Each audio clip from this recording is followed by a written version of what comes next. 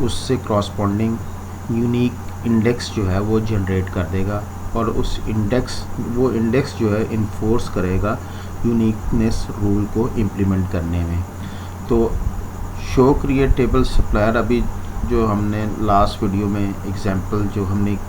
की थी, जिसमें हमने एक सप्लायर टेबल का जो है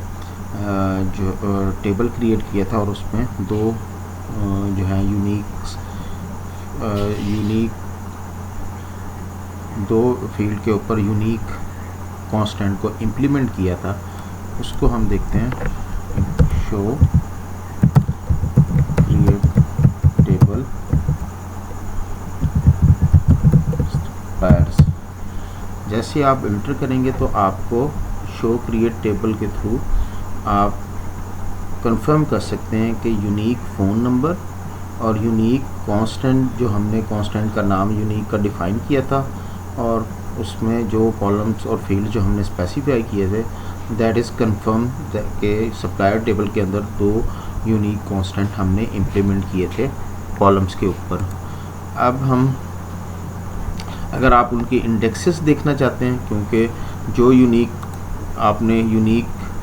कांस्टेंट इम्प्लीमेंट किए होंगे जिन कॉलम्स के ऊपर, उनसे रेलेवेंट उनसे रेलेवेंट इंडेक्सेस भी जो है वो क्रिएट होंगे, क्योंकि जो कांस्टेंट जो MySQL है उसके अंदर यूनिक्स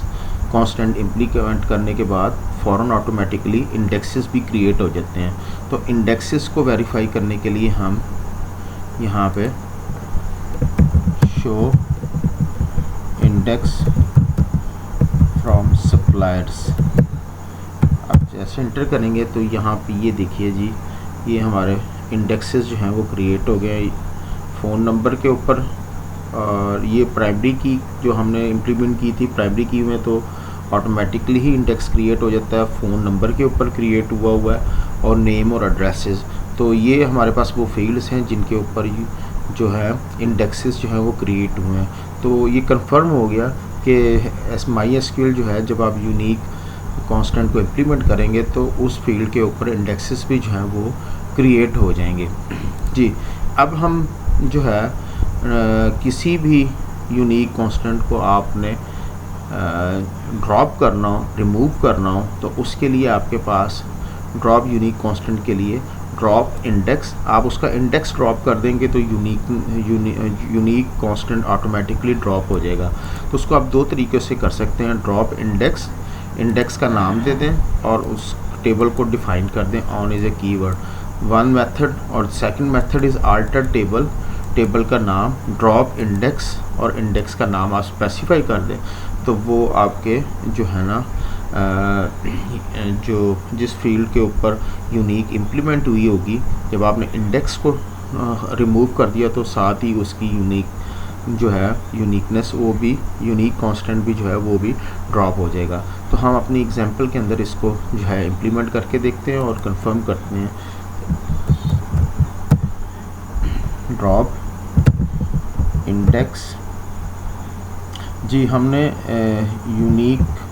की डिफ़ाइन करते हुए हमने यूनिक कांस्टेंट का नाम रखा था UC_name_address ऑन सप्लायर। तो ये हमने अब इंडेक्स जो है वो ड्रॉप करना चाह रहे हैं। इंडेक्स का नाम था UC_name_address, जो हमने नेम और एड्रेस के ऊपर जो है जिस प्रीवियस एग्जांपल में जो हमने यूनिक कांस्टेंट को इम्प्लीमेंट किया था उसको, हाँ, उसके इंडेक्सेस को हम ड्रॉप करने जा रहे हैं। जैसे आप इंटर करेंगे, ड्रॉप करेंगे, तो अब हम शो इंडेक्स फ्रॉम सप्लायर्स, जैसे आप इंटर करेंगे तो दो इंडेक्सेस जो थे, जो हमने नेम और एड्रेस के ऊपर डिस्प्ले हो रहे थे, वो हमने ड्रॉप किया। तो उसकी जो है इंडेक्स ड्रॉप होने के बाद अब हम इसको एक और कमांड के ज़रिए जो है वेरीफाई करते हैं, क्योंकि हमने इंडेक्सेस ड्रॉप किए हैं और वो इंडेक्सेस कंफर्म हो गए कि ड्रॉप हो चुके हैं। तो अब हम शो क्रिएट कमांड के ज़रिए जब हम इसको वेरीफाई करेंगे तो यहाँ पे आपको सिर्फ एक यूनिक कांस्टेंट जो है टेबल के ऊपर इम्प्लीमेंटेड नज़र आ रहा है। जो दूसरा यूनिक कांस्टेंट जो हमने इम्प्लीमेंट किया था, जैसे ही हमने इंडेक्सेस को ड्रॉप किया तो साथ ही आपका वो यूनिक कांस्टेंट भी जो है वो ड्रॉप हो गया। इट्स मीन कि अगर आप टेबल के ऊपर से उसके रेलेवेंट यूनिक कांस्टेंट के रेलेवेंट जो इंडेक्सेस हैं, अगर आप वो इंडेक्सेस को ड्रॉप कर देंगे तो यूनिक कांस्टेंट भी ऑटोमेटिकली जो है वो ड्रॉप हो जाएगा। इसी तरह अगर आपने यूनिक कांस्टेंट ऐड करना हो, आपने टेबल जनरेट कर लिया और उसके बाद क्रिएट टेबल की कमांड इम्प्लीमेंट करने के बाद आपने टेबल के ऊपर कांस्टेंट को इम्प्लीमेंट करना है, तो अल्टर टेबल का नाम डिफाइन करें, ऐड कांस्टेंट का नाम बताएं और यूनिक कीवर्ड है और उसके बाद कॉलम लिस्ट के अंदर स्पेसिफाई कर दें, तो आप जो है वो जो है यूनिक कांस्टेंट को किसी भी टेबल के ऊपर after the creation of table आप उसको इम्प्लीमेंट कर सकते हैं। लेकिन इस बात का ख्याल रखिएगा कि जब आप यूनिक जिस फील्ड के ऊपर इम्प्लीमेंट कर रहे हैं और अगर उसके अंदर डाटा ऑलरेडी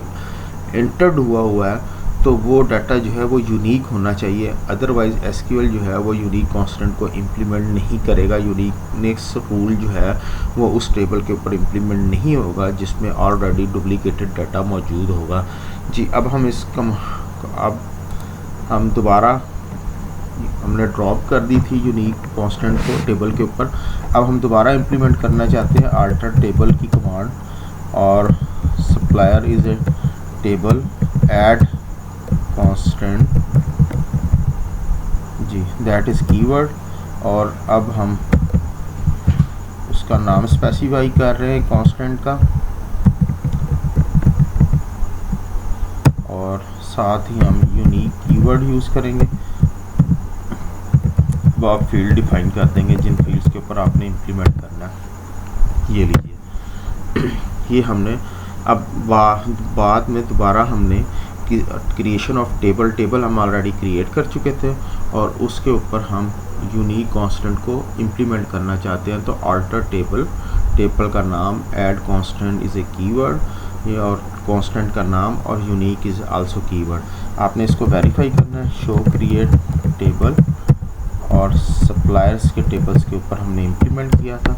अब आप देखें तो यहाँ पे ये दोबारा यूनिक की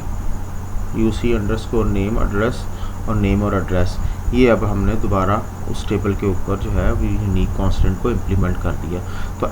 इस तरीके से आप अगर टेबल आपका क्रिएट है तो अल्टर टेबल की कमांड के थ्रू ऐड कांस्टेंट आप बाद में भी किसी